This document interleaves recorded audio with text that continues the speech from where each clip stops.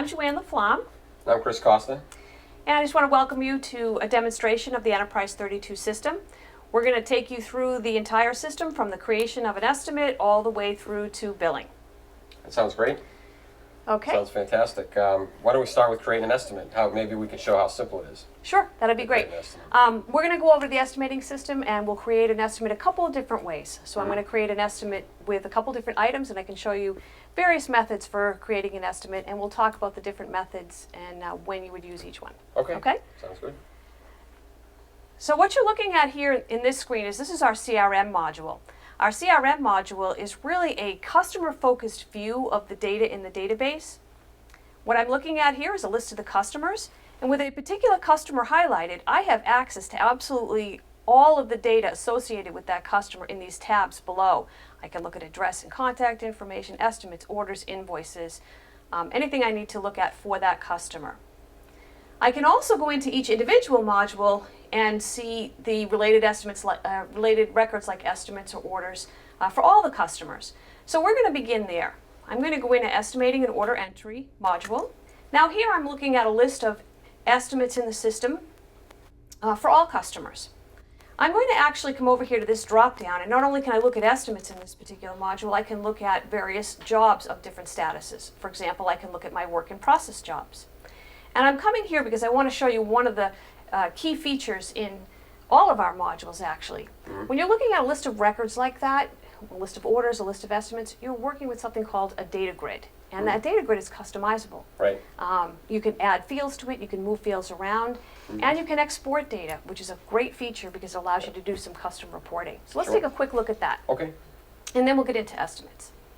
So I'm going to right click on the field names at the top here, go to Options, and I'm going to go over to the Columns tab, and I see a list of some fields here on the left that are not part of the data grid as it is now. And I'm going to find the due date field. So here's the due date field. I'm going to highlight the field, and with the arrow keys bring it over, and I'm going to move it just up next to the order date. So now I have my due date field here, which I can then click on it and I can search or sort by that due date. And I can also right click on the field names, go to Options, and I do have a data export capability to export whatever I'm looking at in this data grid. So it's a great feature in Enterprise for doing custom reporting. Now from here, what I can do, I can go over to the estimate screen and I can add an estimate, or I can also do it from the CRM module. So let's come back here and take a look at doing it from here.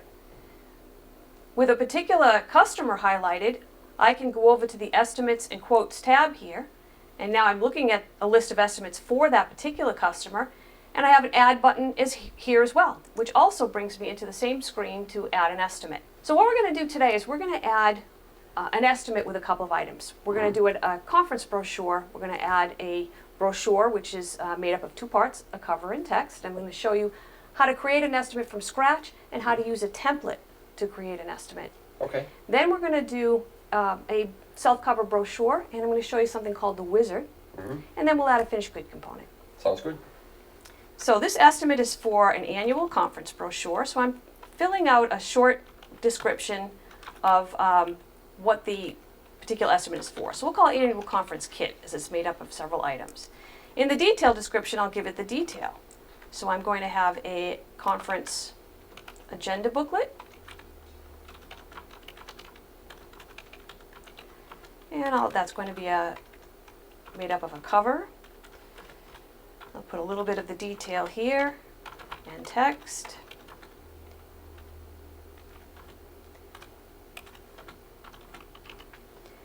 And then we're also going to do a self-cover brochure. And then we'll add a promotional item, which will be a water bottle.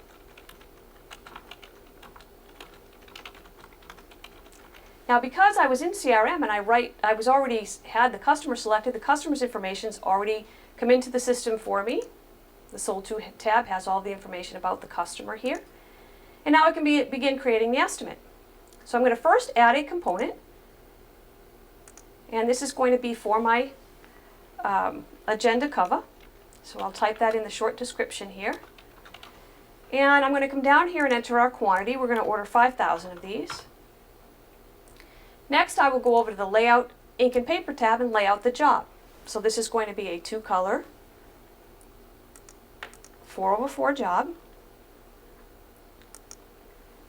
The cover is 4 pages, and it's going to be an 8.5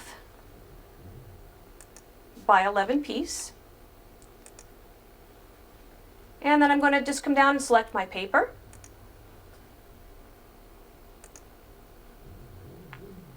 And I'm going to come down to my cover stock and select the paper that I want to use.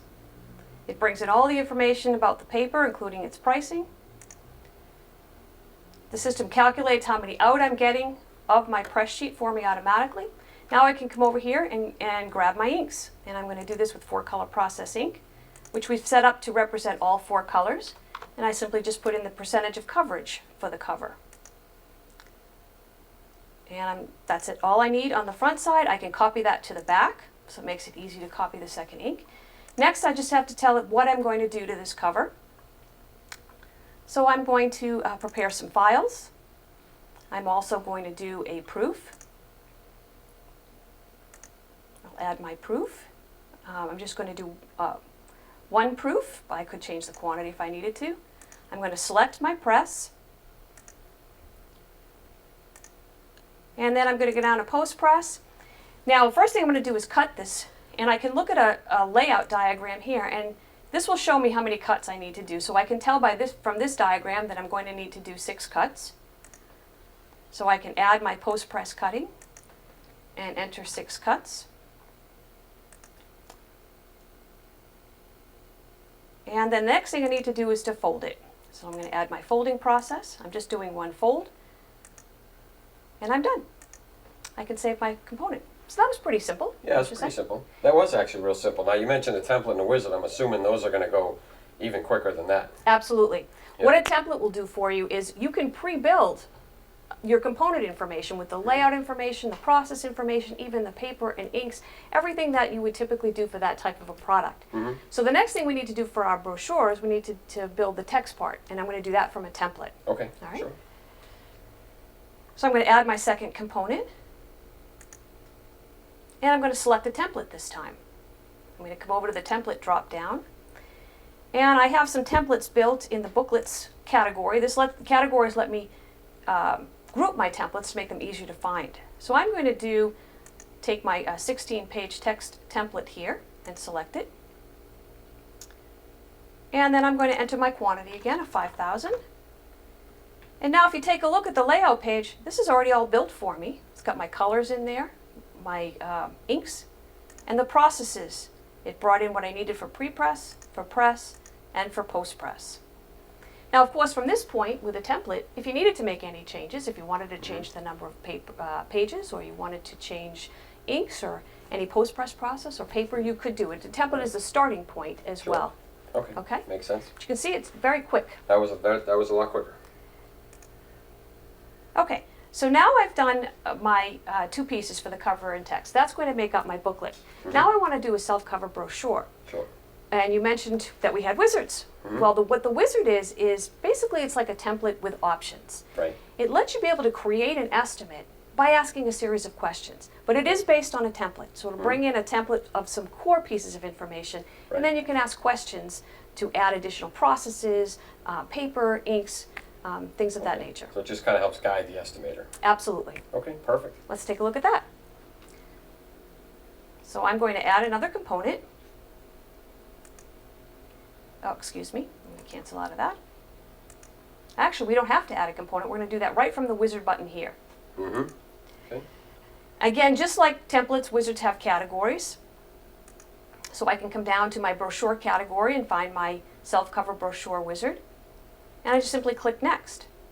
It automatically brings in the template that's attached to this particular wizard.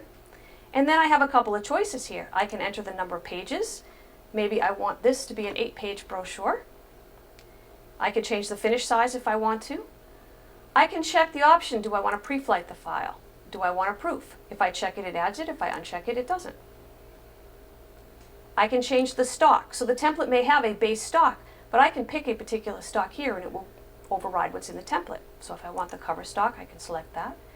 I can choose from a series of ink templates. Now I've made these with 2 choices, but if you had 15 choices, you could make 15 choices, whatever you need to cover the different options that you might want to offer. So I'm going to choose the 4-color process both sides. And then for shrink wrapping, I've added some choices for shrink wrapping of different numbers. So I can do it 100, 250, 500, or 1,000 per package. So let's select the 250 per package. So basically what this Wizard is doing is it's giving me pre-press options, ink options, paper options, and post-press options. And you can have more than one. In this particular Wizard, I have 1 pre-press and 1 post-press option, but you can have many different options, depending on what the product is. No, looks great. Let me click on Next. It'll ask me for my quantities. Put 5,000 in again. And notice I can have up to 6. Yeah, okay. Correct. Same thing you can do in an estimate. You can have multiple quantities in the estimate as well. And then it's graded, and I'm all done. So you can see that's even faster than a template, and I have options as well. Perfect. Okay. Very good. One more thing we'll take a look at is let's add a finished good item to this particular kit, and that's going to be my water bottle. So I'm going to click on Add and select Finished Good as the type of component that I'm adding. And the finished goods are merely pick and ship items that you have in your inventory. So all I have to do for this particular component is select the finished good category, how I've grouped my items, select the particular item I want to order. It'll show me some information here on the inventory status. I can see I have 25,000 in inventory, and I'm going to order 5,000 to go along with the kits. It'll calculate the pricing for me, and I just need to save it. It'll ask me if I want to do another one. I'm going to say no. And now I've built my kit. So in a matter of a few minutes, using templates, wizards, you can create so an even estimate. 4 components, that was pretty simple. Yeah. Right. Okay. Now I presume there's a report I can get that'll detail all the costs and the sell rates and all that. Yes, we have a report we call the estimate analysis or order analysis report, depending if you're an estimate or an order, and it will give you all that detail. So let's take a look at that. Sure. And that's simply by clicking the analysis button. And it does a recalculation for you to make sure everything's calculated. And then it will print the report. And you have some choices. We have a detailed report. We also have a summary report. You can just do it for one component or all. I'm going to do it for all components, all quantities. And here's the report. And it's going to print 1 component per page, but I'll see all of the detail in terms of all of the processes that are in the job. It'll show me my stock cost as well as how many pounds of the stock that I'm going to need. It'll even show me the press run speed, as well as production quantities, material quantities, time, and costs for each of the items. And then it will show you the price based on any markups that you've built in the system, which you can see here. In the top section here, it's showing you all of the component level information. At the very top, it's showing you the job level information. So here we're looking at the information for the cover. I can go to the next page and look at the information for the text. And I can continue to look at the brochure. And then the last page will show me the finished good item. And then it will give me some grand totals at the bottom for the whole job. Okay. Okay? Okay. So that really is a pretty good detailed analysis of what that quote is. Absolutely. It has all the information you really need to make sure that this quote was entered correctly before you quote it. Okay. Now what if I want to group a couple of components together? I don't want them all either individually or all together. I want to group a couple. Right, like our brochure is really a cover and text. That we could group that to make one item. Sure, okay. And we have a feature for that called linking. And it's a great feature because what it does is it allows you to quote by item or even invoice by item. Right. So that you're not looking at pieces of an item. Sure, good. So let's take a look at that. I'm going to close out of here. So what I want to do, as we said, is I want to group or link these first 2 items into one product. So with the first one highlighted, I hit the link button here, and I can select component 1 and 2, and then I can give this a group name or a product name. So we'll call this our conference agenda.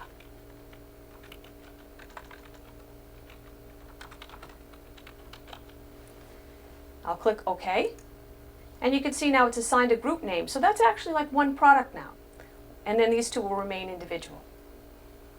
Okay. So let's go take a look at the quote and see what that does. So I'm going to click on our quote report,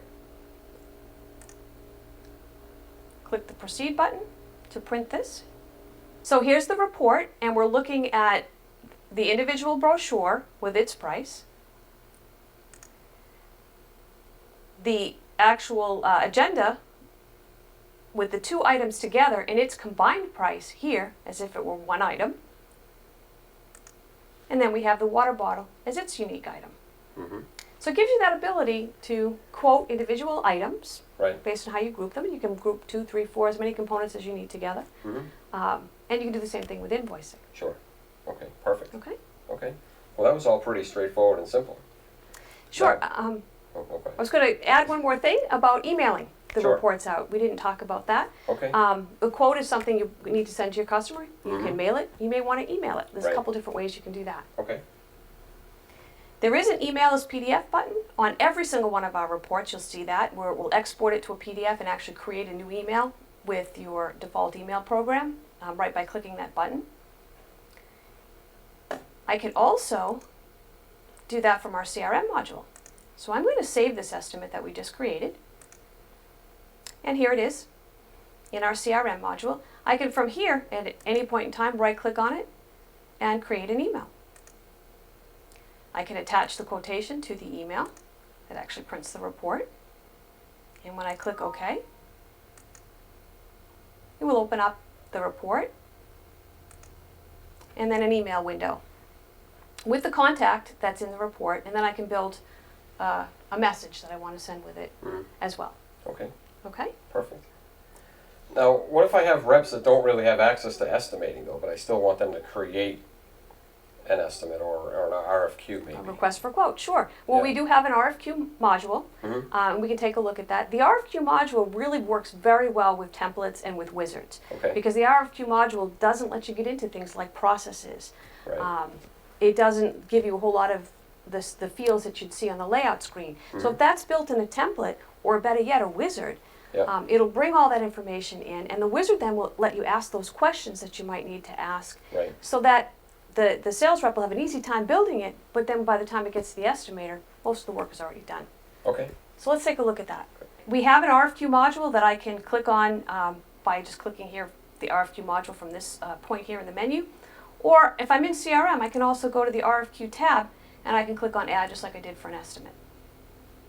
Now this is kind of a similar screen to what we just did, but much more scaled down. It does bring in the, I have a job description and a detailed description field. So let's just do a self-cover brochure again on this. It automatically brings in my customer because I was on that customer. Now I could click on Add here to add a component, just like I did in the estimating module, but this is all I have access to. The description fields, I can enter my 6 different quantities, and I have a few layout information. So the sales rep could put in a description here of what they wanted. Better yet, they could select a template. And then the template could bring in everything that's needed. So that's another option. And although you can't see the processes behind the screen, they've been brought in. But better yet, I'm going to cancel out of here. Using the wizard is a great idea with the RFQ module. I can come down and select my brochures, select the same wizard I used in estimating order entry to create that estimate. It'll do the exact same thing. I can select my pre-flighting, I can select my proof, I can select my paper and my inks and my shrink wrapping. Enter my quantities, we'll do 5,000 again. And then I can save my RFQ. So it goes in that quickly. Right. And the sales rep doesn't have access to any of the pieces of the screens that he wouldn't really understand or may Right. be complicated. Good. Okay. That's great. Now, if the estimator comes in, he can look at the RFQs from here by customer, but he can also go into the estimating order entry module, and under the file menu, there's a list request for quotes. And this will show you all of the requests for quotes that came in and still need to be fleshed out as estimates and sent to the customer. Here's the one we just did. He simply can edit it, go into the component, make any changes that are needed, and then he can print the quote and send it to the customer. And he can uncheck that this is a request for quote option and save this, and then it gets removed from the RFQ section here. As you can see, it's no longer there and becomes a full-fledged estimate. Good. Okay, that makes Okay. sense. That's easy. Very easy. Now that we have the estimate in the system, what if I want to change the price? What if the price needs to be changed on the fly? I want to see maybe what the markups are. I want to set it based on a certain markup or profit or stuff like that. Good question. We have a great tool for that. It's called Price Setter. Okay. And it lets you kind of do some manipulation of the pricing if you want to see what the value added is or what your profit is, and adjust the pricing based on those numbers. So let's take a look at that. Okay, so we are looking at requests for quotes right now. I'm going to switch back to looking at estimates, and I'm going to find the annual conference kit estimate that we did. Now with that estimate highlighted, I can go up to the View menu and I can choose Price Setter. Now the Price Setter will open up with all the information at the top about the estimate, and in the bottom I can look at all of the costs and the pricing. Now in this top section I can select the particular component I want to look at. I can also, if I had multiple quantities, I can also select the different quantities that might be in the job. So I can look at pricing and adjust pricing based on the particular component and the particular quantity. I could also, if I just want to adjust the pricing based on the entire job, I can check the set price for whole job, and then it totals everything for the entire job and lets me look at it that way. So let me go back to just the component for a minute, and say we just want to change some pricing for the self-cover brochure. I'm looking at that component, quantity of 5,000, and now it's showing me just that particular component. Now down here, any of these fields that are in white, I can change. It's showing me what the markup is set right now. I have 30% on production, I have 30% on material and paper.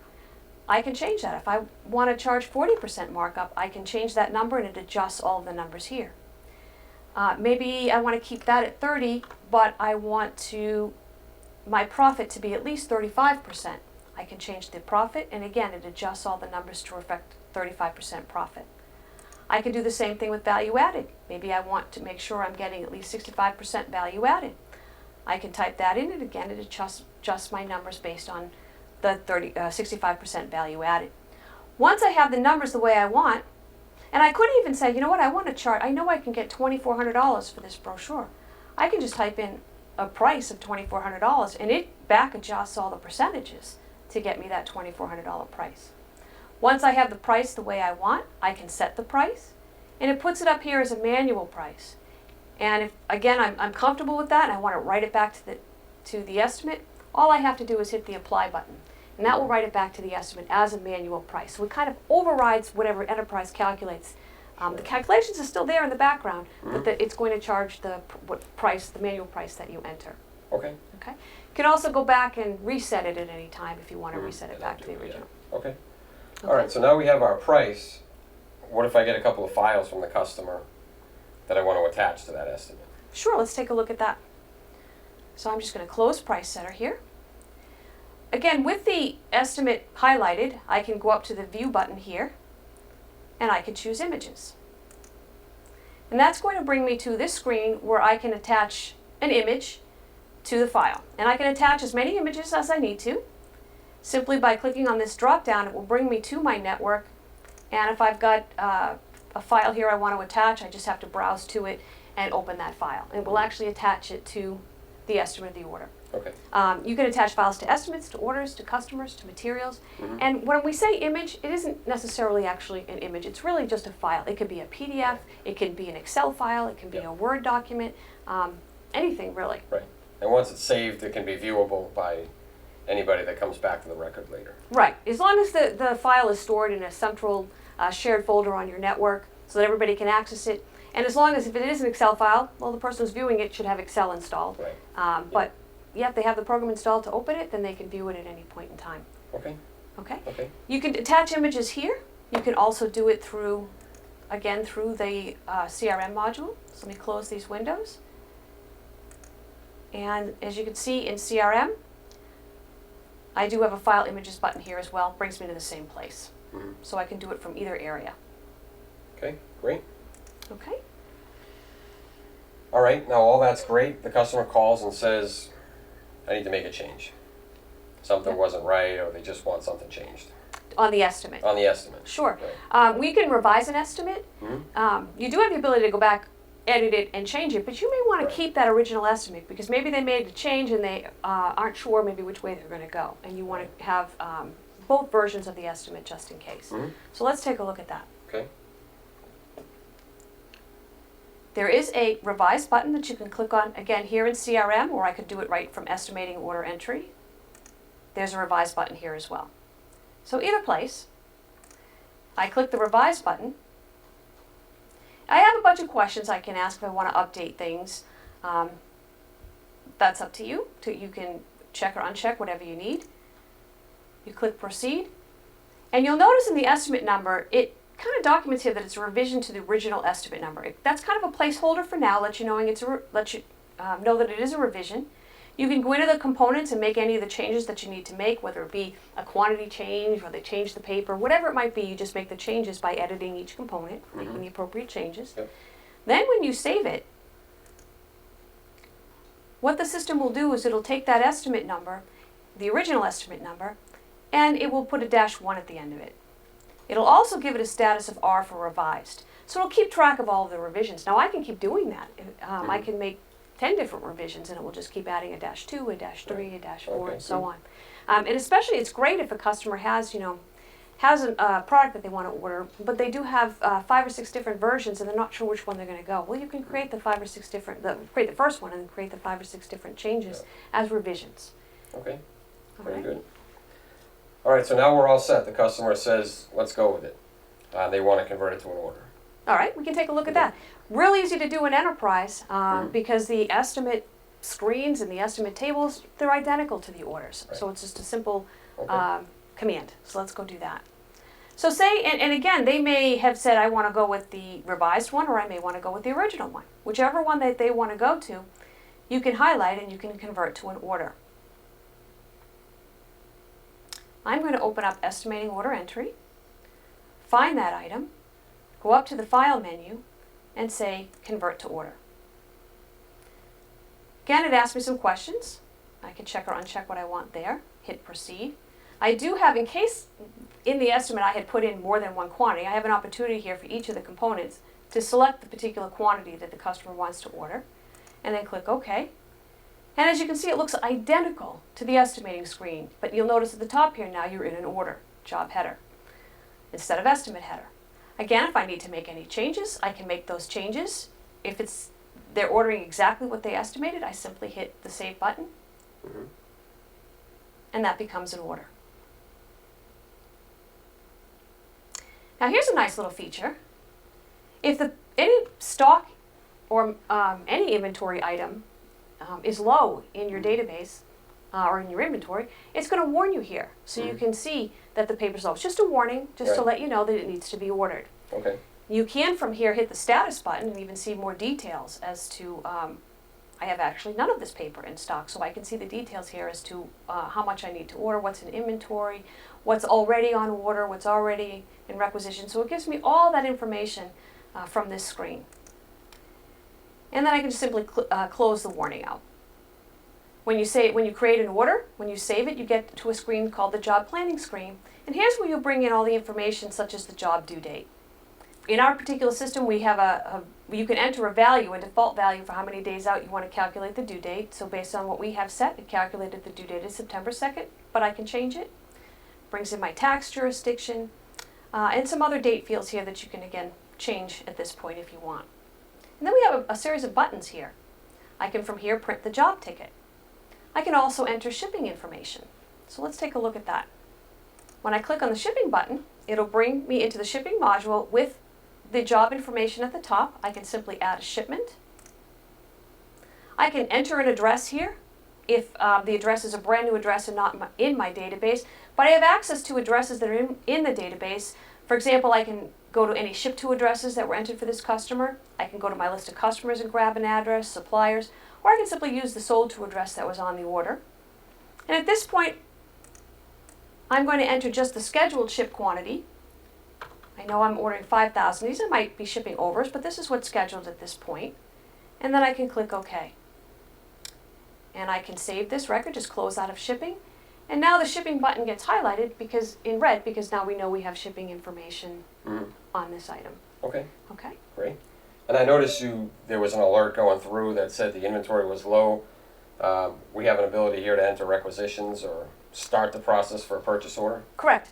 You can enter a requisition for any item that's low or that you want to order. Now that requisition, it could almost be used as a warehouse picking slip, but its main intent is to feed the purchasing department, Right. so that it can be brought into a purchase order to send to your vendor. Okay. So let's take a look at that. If I click on the requisition button, now there is an option in Enterprise which would let you automatically create requisitions for anything that's low in That's the system. good.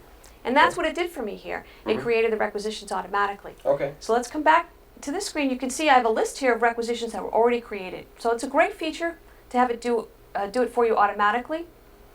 The buttons at the top here will show you, it defaults to showing you what's low, but there are other materials in this job as well. So if I click on the View Other Materials, I'm seeing other materials that maybe aren't low. But if for whatever reason I want to requisition these materials, because I do want to order more, I can highlight it and create a rec.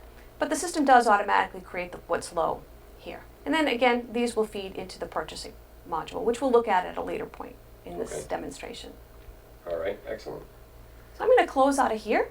Now, one thing we haven't covered was looking at the job ticket. So let's take a look at that. Now that I've entered shipping information, I've got my requisitions created, I can go print the job ticket. And I have some options here for printing all departments or just a particular department. I'm going to print out everything. So this is our job ticket. It'll show you the customer information at the top. The job information comes next, and then each page will have the basic component and layout information in the top section. And then it will have a section for each component that shows the pre-press operations, the stock, the press, the inks, and the post-press operations that need to be done. And you'll see each component is on its own page. So I have a component for the cover, a component for the text, and a component for the brochure. And then the last page is the shipping information that I entered. So as long as you enter the shipping information before you print the job ticket, it'll be on the job ticket as well. Now what you don't see on here is the finished good item, because that is a picking slip. So this is the picking slip to pick off the shelf the particular finished good item that goes with this order. All right. Now, Okay. now that we're in the order, though, can I bring other facets of other orders or other estimates into this order if they want the same job but maybe one piece of another job too? Sure, there's a couple different ways you can do that. So, if maybe they decided, hey, I want to order the same banner I ordered last year for this conference. I want to add it to the order. Sure. Rather than creating it from scratch, you can pull it from the old order. Okay. Let's take a look at that. So I'm going to close out of the job ticket, and we have a little back to job button, so I can go back to the job. Now, there's a couple different ways we can do that. I can use the merge button, and I can find the banner here from the last time they ordered this, and I can select that banner job, and then I have a couple of options for overriding various things, but one of the key things here is at the bottom. I can append the existing components, or I can replace them if I wanted to. In this case, I'm going to add the banner to this particular estimate. So I click Proceed, and it adds the banner for me with all of the detail. And that's all I have to do. It makes it real simple to add. Okay. Now that'll add components from other estimates. I can also, within a component, if I add a component, there is a components button that lets me bring components either from estimates or orders into an existing estimate or order. There's a couple different Okay. ways to do it. All right. That's easy. Okay. Now, after the job gets saved, what if the customer comes back and wants alterations or changes at that point? Sure. We have a change order workflow that I can show you as well. Okay. Let's take a look at that. All right. So let me save this order. And when I save it, it'll bring me back to the job planning screen. And from the job planning screen, I can just hit OK at this point and save the order. So now the order's in the system, and maybe a day or two goes by, and the customer calls back and says, you know what, I need another proof on this particular order. I can go up to the job planning menu. I can select change orders, and it brings me into where I can add one or more change orders. I would click on Add to add a change order. Now I have a couple of choices. I can choose, my item list will let me choose processes that I want to add. Edit component will let me go in the job and make a change to the actual job and then record the change here as a change order.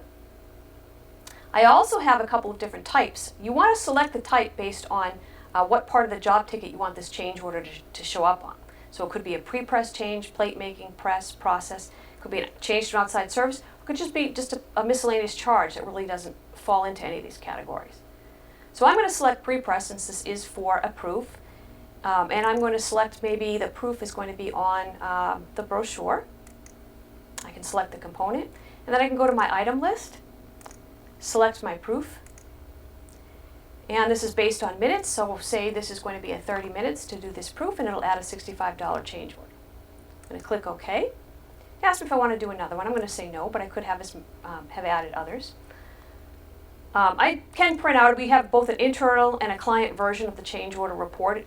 We'll print the client version for a minute so you can take a look at that. And it'll show you the change order, it'll show you the original dollar amount of the order, and then what the cost will be for the change order. So this can be sent to your customer. Now another key thing we can do here is we want to communicate that change to the shop floor. So I can add what's called a diary note. A diary note is a way to communicate to somebody else in your shop. Mm-hmm. And it could be a shop floor employee, a CSR, a sales rep, whoever. Mm-hmm. So let's take a look at that. Okay. I'm going to add a diary note. I'm going to click on the Add button at the top here to actually enter the note. So I'm going to say, please see additional proof change.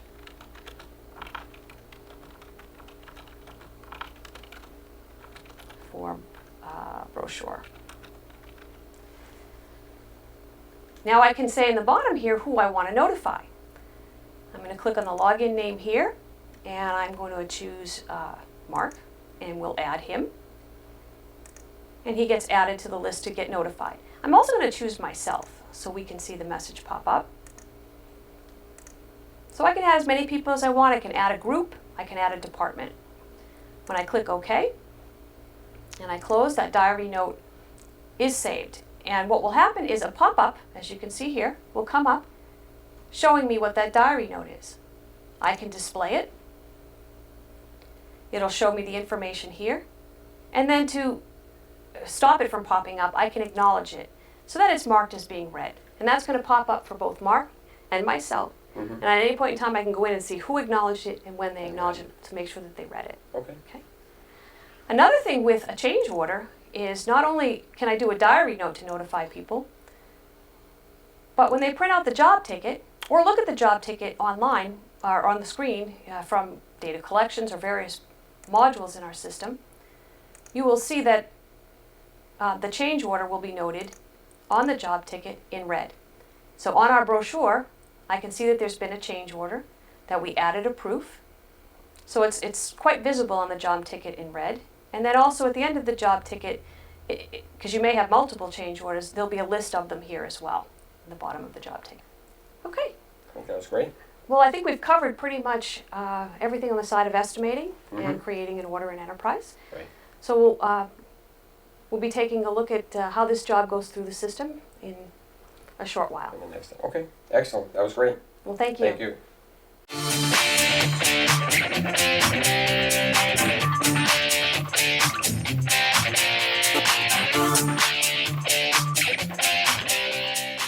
So Chris, in our earlier segment, we talked about creating an estimate, the different ways to create an estimate. We took that estimate, we converted it to an order. We even did a change order for that new order, right, and did a diary note on that change order, if you remember. Yes. Okay. Yeah, that was all great.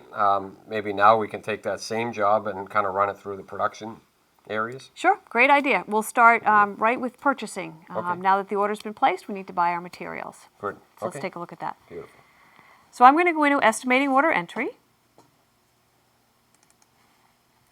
And we'll go and find our job. So I'm going to click on the drop down here and select work in process. And find our job here and open this up.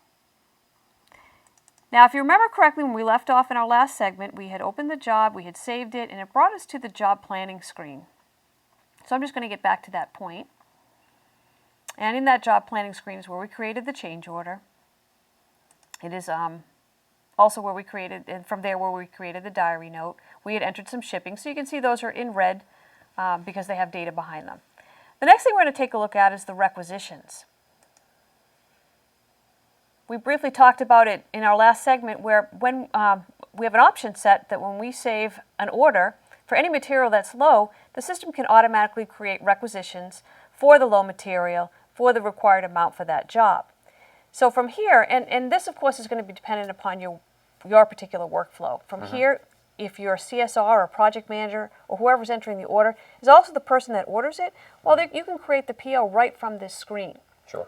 You may also have a different workflow where as the orders come in during the day, the requisitions will accumulate, and then maybe your purchasing agent at some point during the day will go through all of the requisitions that had come in and make determinations as to what needs to be ordered and combine the purchase orders, combine the requisitions onto purchase orders and send them out. Right. So can be done either way. Let's take a look. Okay. If you're going to create it from here, if your project manager or your CSR does that, there's a Create PO button here where you can create the purchase order and even edit it and print it from here. I'm going to close this screen, and we're going to take a look at going into the purchasing module if you have the workflow where your purchasing agent will be doing that. So your purchasing agent may come into purchasing at some point during the day, and then they'll be able to go in from here and see those requisitions that were created throughout the day. So I'm going to click on this Add button here to add a new purchase order. And then I have a couple options. I can select a supplier and look at requisitions just for that supplier, or I can click on the requisitions button at the bottom of the screen and see requisitions for all suppliers. And I'm going to just kind of focus on the requisitions that were for the particular job that we did, which I know the job number was 9600139, so I'm going to enter that and search for it. And here's my 4 requisitions that were for that particular job. From here, I can select these requisitions and bring them right into the purchase order. It also brings in the supplier for me. And if I wanted to, I could edit and change the quantities if I needed to. I can print it from here.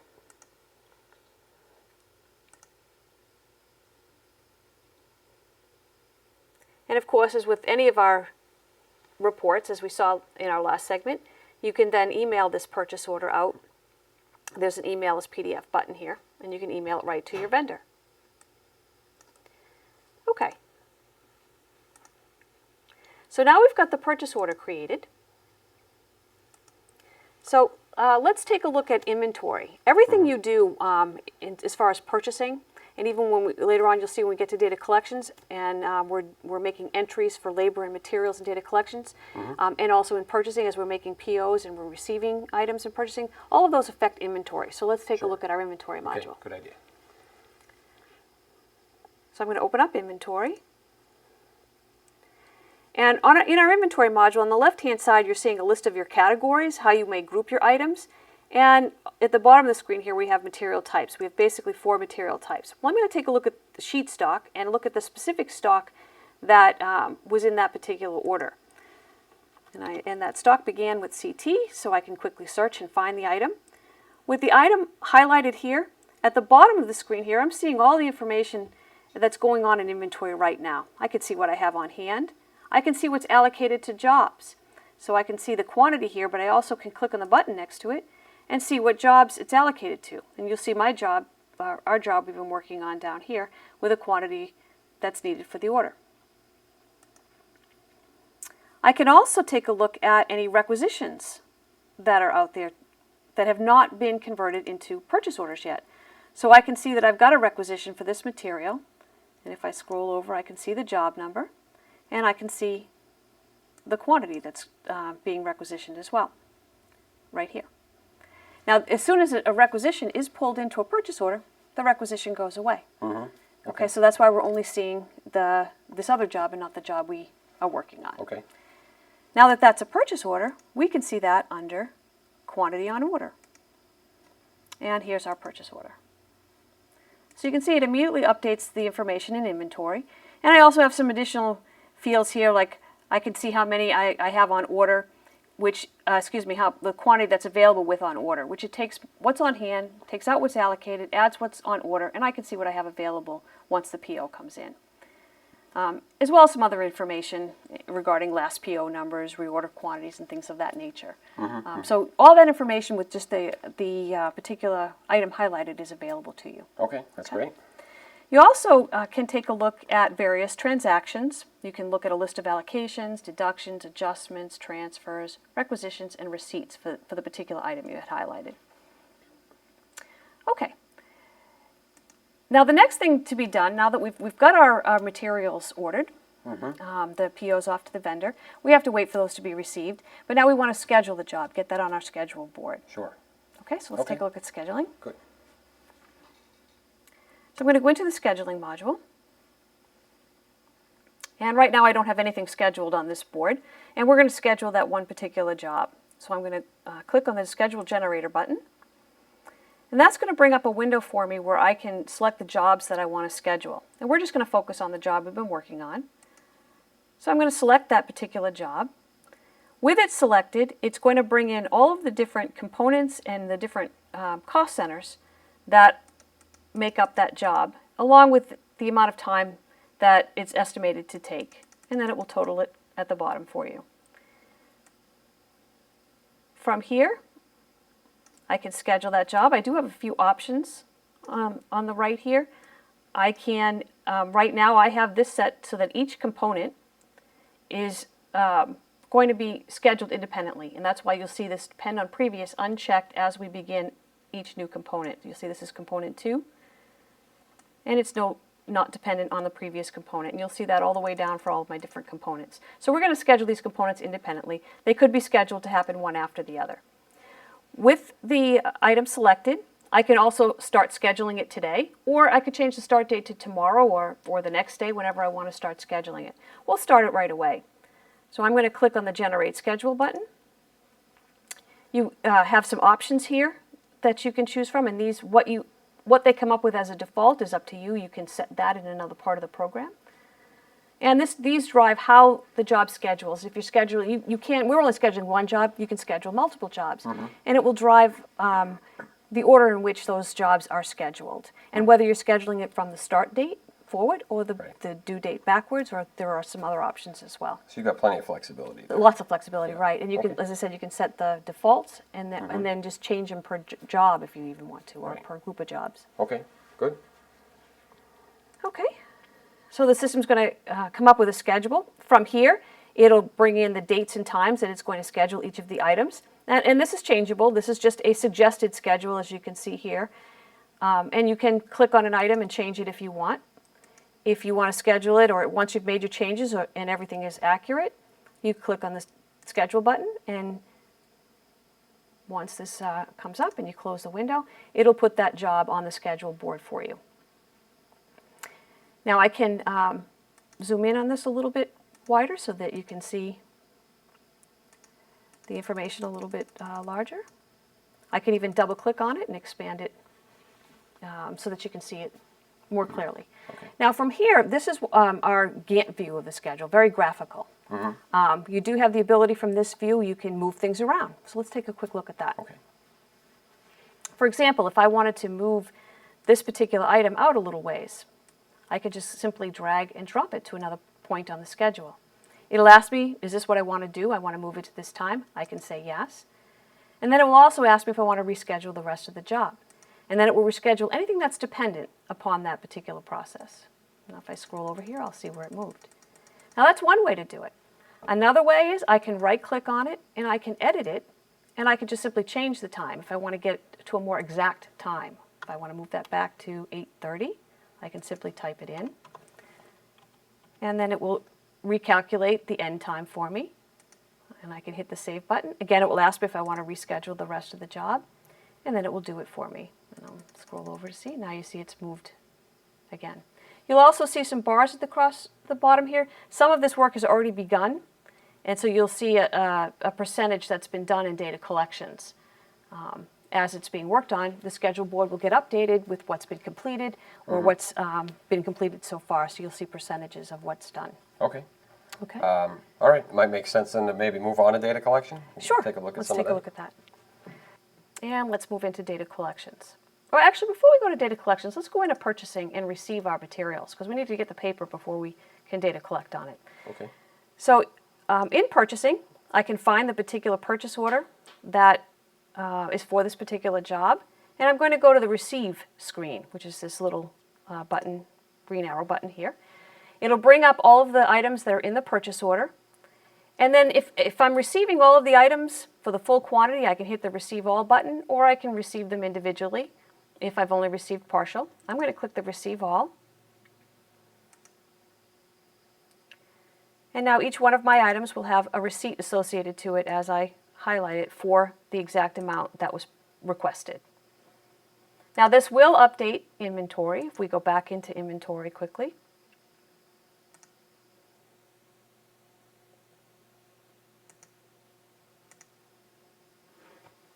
Find my item. And you see this number has changed. It has been updated. If we go back to the quantity on order, the particular purchase order we had is now not there anymore because it's been received. Okay, so now let's go take a look at data collections. Okay. All right, so in our data collections module, for this particular job, we had already done some data collections work on. Some of the pre-press work has already been done in data collections. So I'm going to move down into the press department, and right now we have somebody clocked into it doing make ready. So we're going to clock that person out of the make ready and into the production run. Okay. Okay. So in data collections, your operators will come here, find the department that they work in, and PM Robinson is my employee that's currently working on this job. So she's in the middle of doing the make ready for this job, and she's done with that now. So she would come here, click on the production button, and the first thing it's going to ask her to do is complete what she's working on. So she's going to enter that all the work has been done in this process. She's going to enter how many make readies she did, and then click OK. It'll then ask if she needs to make a material entry. I'm going to say no here, and then ask what job she's working on again. So she can come to the job number, either scan it in if she's using a barcode, type it in if she wants to do that, if she's got the job ticket in front of her, or she can select it from the list here, select the component that she's working on, and now we're actually working on the run, so I'm going to select the run and click OK. Now at this point, the clock is ticking, keeping track. She's off doing the work, and when she's done with it, she'll come back and do the exact same thing, clock out of that process into the next, and will go on all day long. Keeps going, yeah. Right. Okay. And the system keeps track based on when she's clocking in and out of things, how long these things are taking. Okay. Okay, good. All right. With data collections, as that's going on all day, we also have a job costing module, where it's a management level module. It's one where you would go in to make corrections to job costing, but also to print the reports out, the job cost reports, estimated versus actual reports, those kind of things. Right, right. Okay, So can we let's take a look at those? Sure. So I'm going to close out of here, and we'll go into job costing. And I can find the employee, PM Robinson, and once I highlight that employee, I'll see what they've worked on in the bottom screen here. So I can see when they've clocked in and what they were working on throughout the day. And it goes by the calendar day here. So you can go back to previous days just by changing the date here if you need to make a correction or see an entry. I can also look at Andrew Smith is my pre-press guy who worked on the job. As you can see, this job number 9600139 he worked on earlier today. Now, if he made a mistake, maybe he finished this job really at 14:45 and not 14:32, you can simply highlight the transaction, edit it, and change the start time. If the quantity was incorrect, you could change the quantity.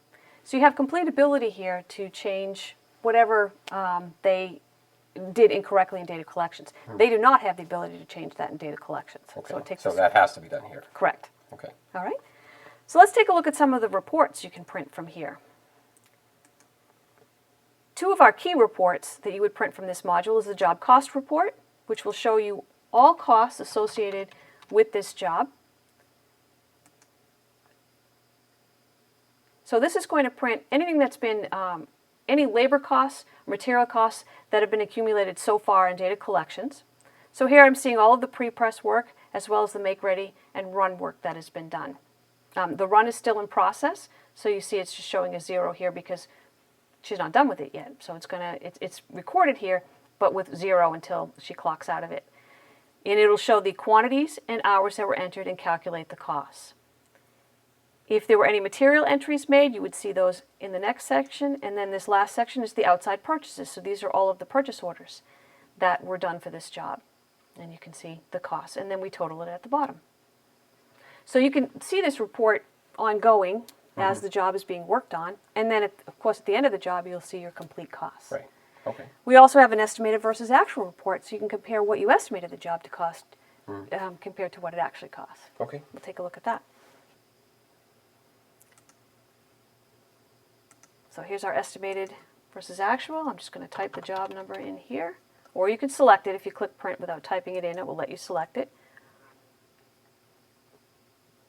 And this will show you some of the same information in terms of cost, but this is going to compare every process and cost center that was in the job, estimated to be in the job. It will be listed here, as well as any process that was data collected against, because you may have data collected against a process that wasn't planned. And then you'll see what was estimated for that process, what the actual quantity was if it's been data collected against. You'll see the estimated hours, the actual hours, and then the estimated costs and the actual costs. And then the difference will show up here. Same thing for materials that were planned for the job. It'll compare both the quantities, hours, and costs for the materials. And if we go to the next page, you'll see the purchases section as well. What was estimated to be purchased, what was actually purchased, and then it will total it at the bottom. So this is a great report to take a look at before you're billing, so you can see, hey, this is what the job was supposed to cost me, this is what it actually cost me, and you can take a look at what your profit is. Right. Okay. Okay? All right, well, now that the job's kind of come to the end of production, is that it? Is there a step that I need to do to complete the job, or what would someone need to do there? Yeah, well, once the job is completely done and it's ready to be shipped. So the next step would be to go into shipping, create the shipping records, send it out, and that will key your accounting people to know it's ready to be invoiced. Okay. Sure. So let's take a look at that. So I'm going to go into our shipping module. Again, enter the job number here. It'll pull in the job, and if you remember, we did enter a shipment back when we created the job. We entered a shipment with a scheduled ship quantity and date. Now, there's a couple different ways we can do that. We can add individual packages. We also have an auto button that will automatically create all the necessary packages for what was ordered. You can pick how you're shipping it and the date that you're shipping it. We'll select today's date. It defaults to the due date. And then it will create the packages that are needed for the different, we had 5 different components. It'll create a package for each. So it's very simple to get that entered. Click OK. Now this particular job has a finished good item. So in order to complete this job, I need to deduct the finished good items first. I can click proceed here. It will deduct from inventory because it's at the point of shipping when you're going to be pulling those items off the shelf and shipping them out. So at that point you can deduct the items first. Right. It will not let you complete the order until they're deducted. It'll let you know that it is deducted. And then I can simply complete the job. I have a chance to change the date if I need to for any reason. Click OK. It'll let me know that there are still processes because we have some things scheduled here that but you may get this, right? you may have either decided not to do those processes or maybe you just finished the job early. So you'll just get a warning here to let you know that. Okay. I'm going to say yes to complete the job. And then this will move the job from this in process status into a completed status. And this is the point where it triggers accounting so that accounting knows, hey, the job's ready to be invoiced, it's been completed. Okay, perfect. Okay. And we can take a look at that in our next segment. In our next segment, yes. Sure. Okay. All right, well, thank you. Excellent. Thank you very much.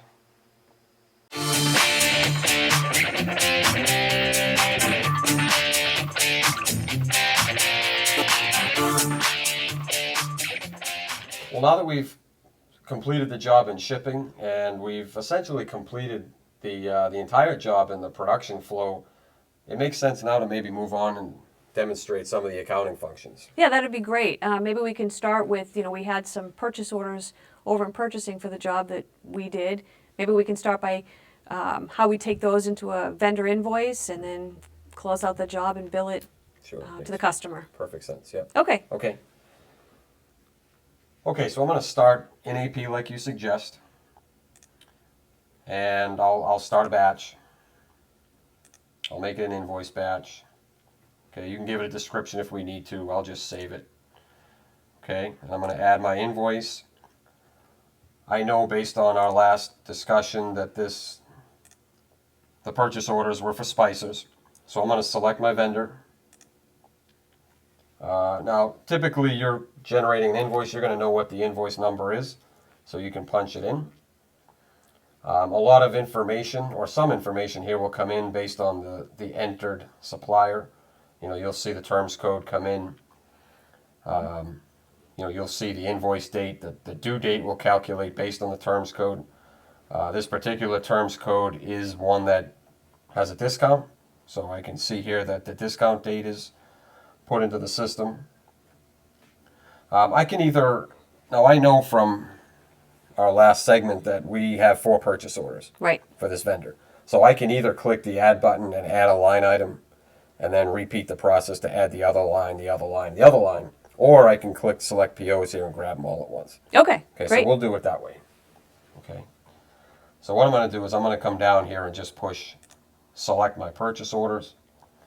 I'm going to reorder this list so I get the most current at the top.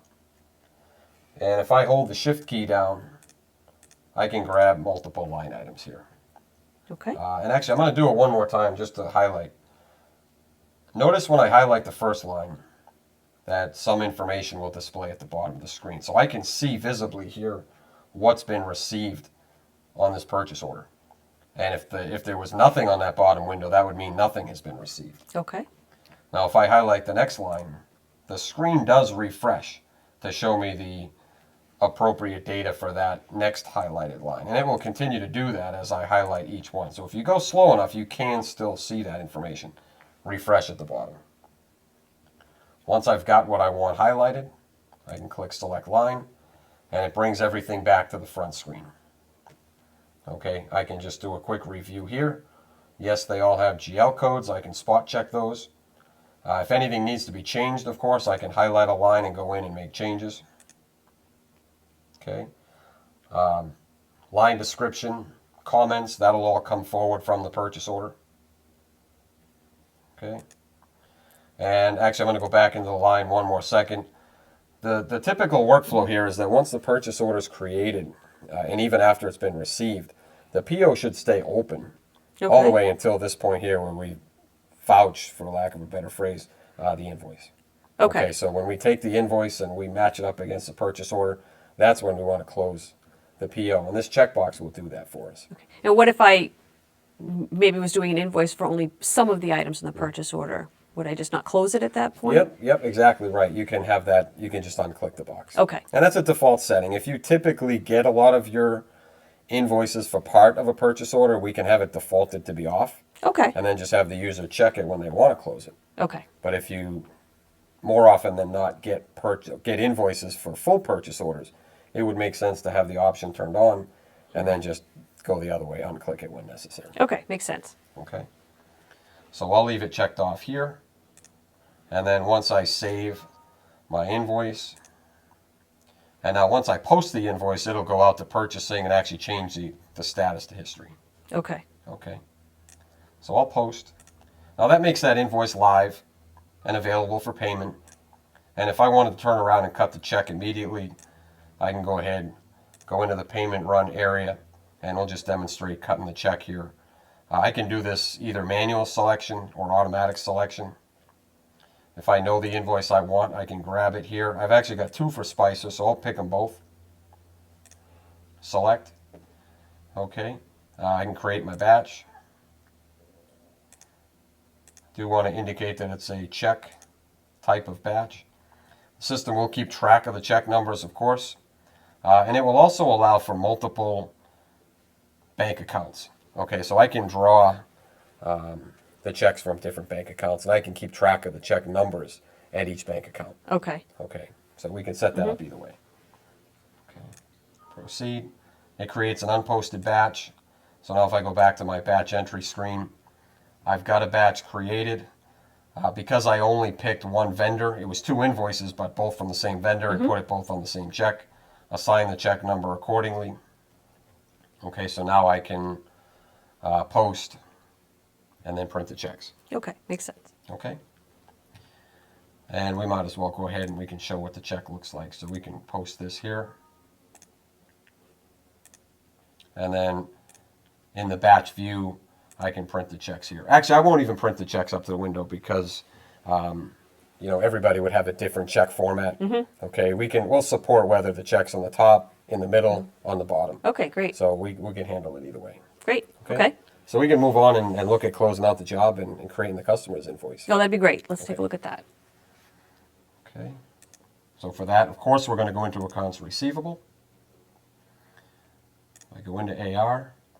And the first thing we want to do here, now since the job is completed, if I go into job closeout, okay, I can see in the status column the job status. So I can see whether the order is in process or the order is complete. This was the job we've been working on right here. Okay, it has been marked complete. Notice as soon as I highlight it, you know, the diary notes button is lit up. Okay, remembering from a couple of segments ago, we talked about diary notes, putting job diary notes. You can view them from here. Great. You know, as you're going through the job closeout. Okay, you've got full capability to do partial invoicing, or you can just simply close out the job. In other words, I'm ready to close it out. I'm going to have one invoice. Okay, on this closeout screen, I can do a couple different things. Of course, I can review some details about the job here. I can see the pricing. I can see some of the pertinent dates, the job dates, the due dates, completion dates in there. I can see if there's been any prepayments. I can see the total actual cost down here at the bottom. So if I've got a job where, you know, I'm set up to sell the job for $500, but the total cost is $11,000, you know, that's a big red flag. You know, did somebody just log into the job for a weekend or a week's vacation, forget to log out? Something like that. Okay. And in that case, then you can print the estimate versus actual report right here on the same screen and get a report that will show you by process what was planned for the job and what was actually put to the job. That makes so you sense. Can highlight exactly what process is in error.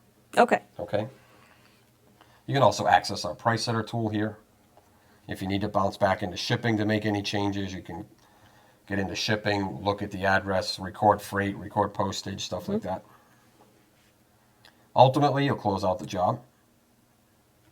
You'll get immediately prompted if you want to generate the invoice. And you'll always have the ability to invoice based on component or by overall job. Okay.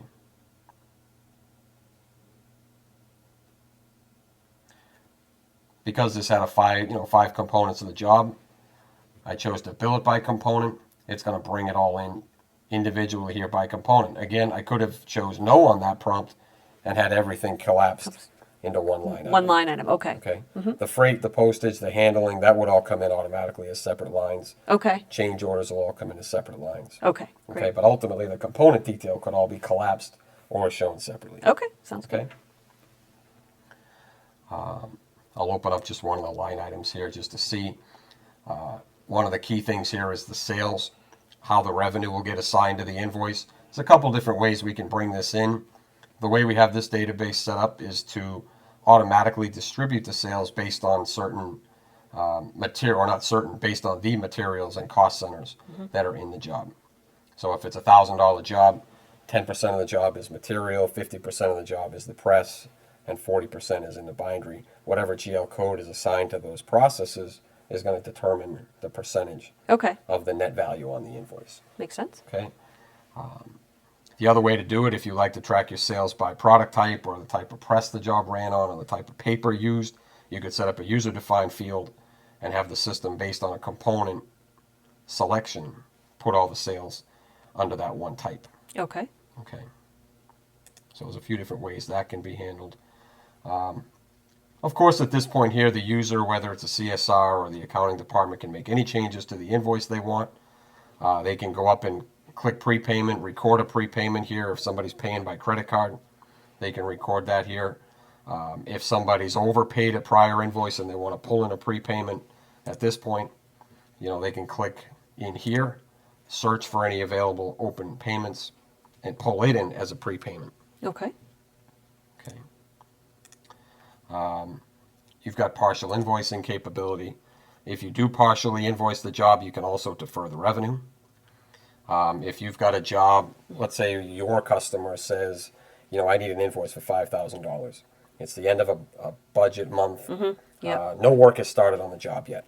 So they just want a $5,000 invoice. You don't really want to book sales at that point. Right. So you can elect to defer the revenue, have the system automatically post to an unearned revenue. When you do the final invoice, the system will automatically clear that revenue. And that happens automatically on the Yes. final invoice. Okay. Yep. Okay.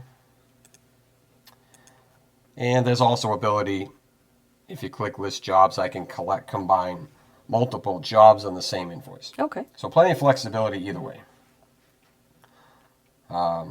Print the invoice.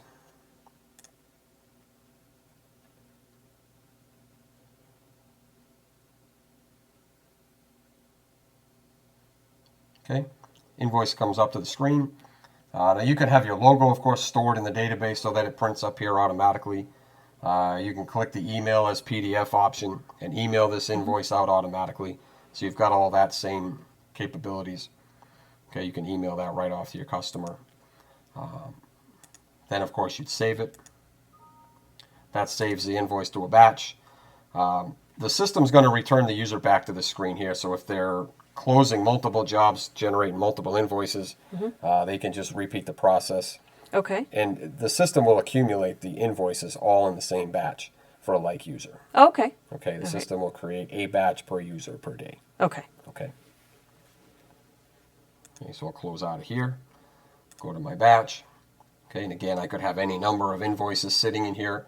Ultimately, now as the day gets to the end of the day, you've done all the billing you want to do. You can review the batch. Any changes can still be made. I can open up. I can make any changes here.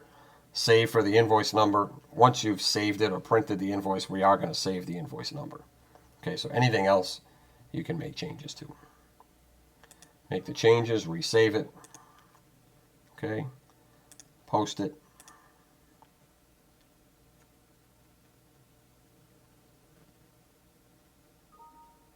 Okay.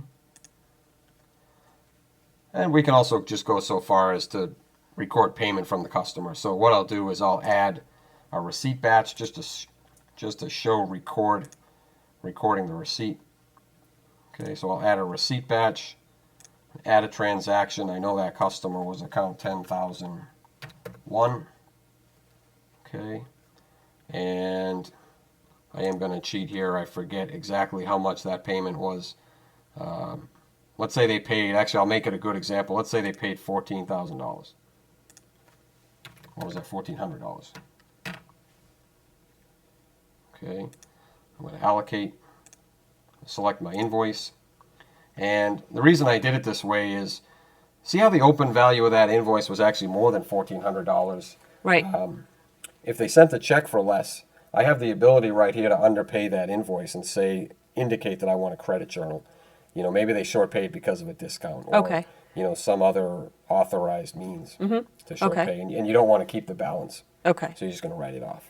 If you're not going to write it off, you can leave it open. Yep. and- In that case, you would have put in, it just won't hit the underpay. Okay. Okay. So this toggle here that says false, if I leave it false, that will leave the balance on the invoice. Okay. If I come down here and click to change the toggle to true, that will make the system want to go create a credit journal for that balance. Okay. Okay. So all that would have to happen here, I indicate how they paid, punch in a receipt number or a check number, save it. Now I might have other checks that came in for the day that would add to this batch. Then I would post it. Okay.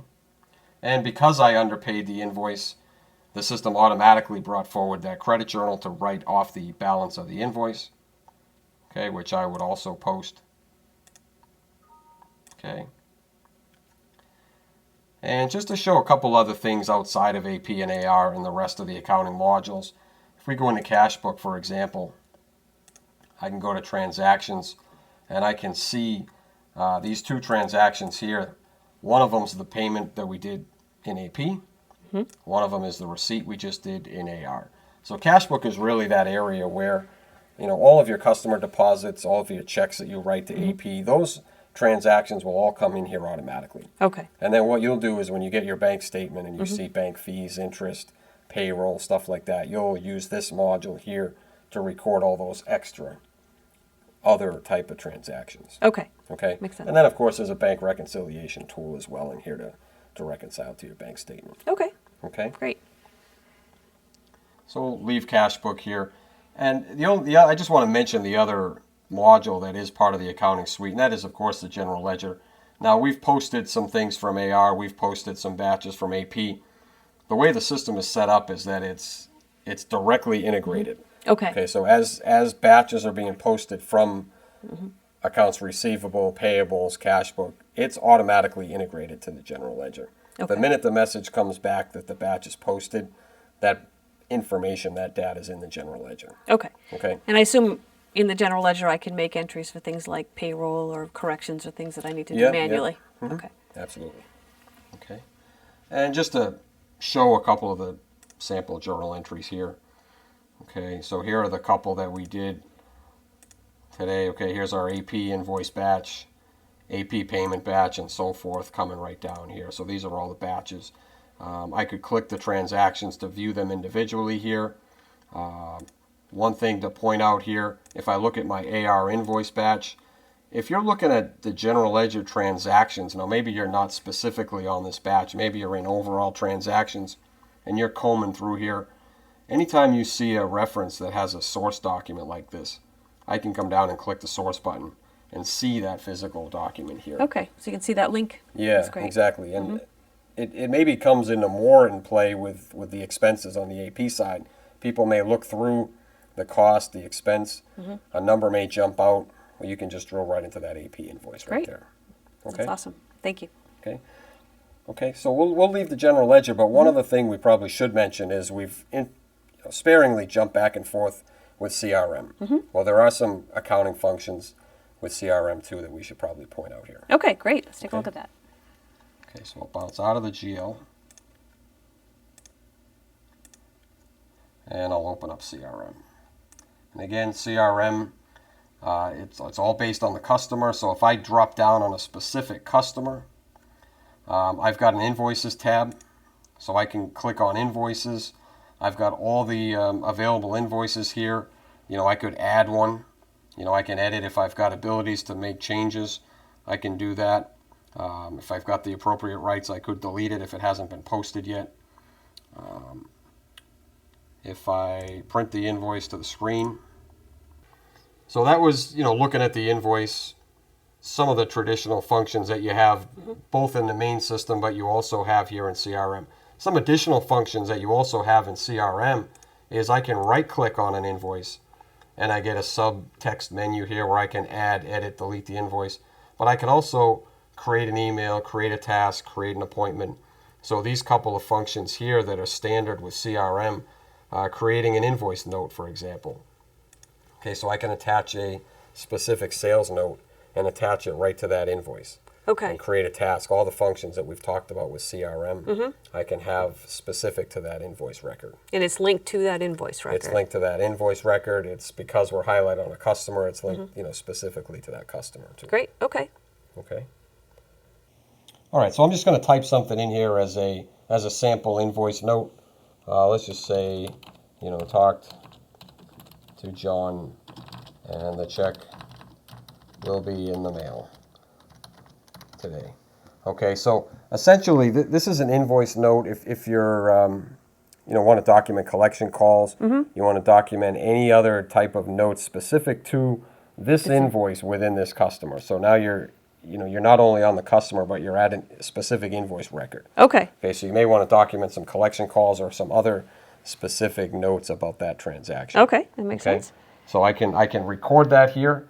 I can flag it as a phone note if it was specifically, a conversation on the phone. I can attach attachments here. Okay. And then I can click the add button. And once we hit the add button, it's going to log the invoice note up here. And it's basically just going to continue to scroll all the notes right on the primary screen there. Okay. So if you've got 10 notes, they'll all be listed there. You'll have a scroll bar. You'll be able to come up and down and see all those notes. And of course, there's a print button there. You can print them all out if you Okay, need to. great. Okay, well, that completes essentially our view of the enterprise application. We, if we think back, we looked at creating an estimate, using templates, using a wizard, a couple different examples there. We converted the estimate to an order. Right. We took it all the way through production, created purchase orders, requisitions, received materials, and so forth. And this last segment, we went through some of the accounting functions. Right. Okay, closing the job out, billing it, creating the vendor invoices, and so forth. So while the application is very adaptable, I think this gives you a pretty good look, gives the viewers a pretty good look at how the system is designed to work and from a main flow. Great. Okay? Okay, thank you. Okay?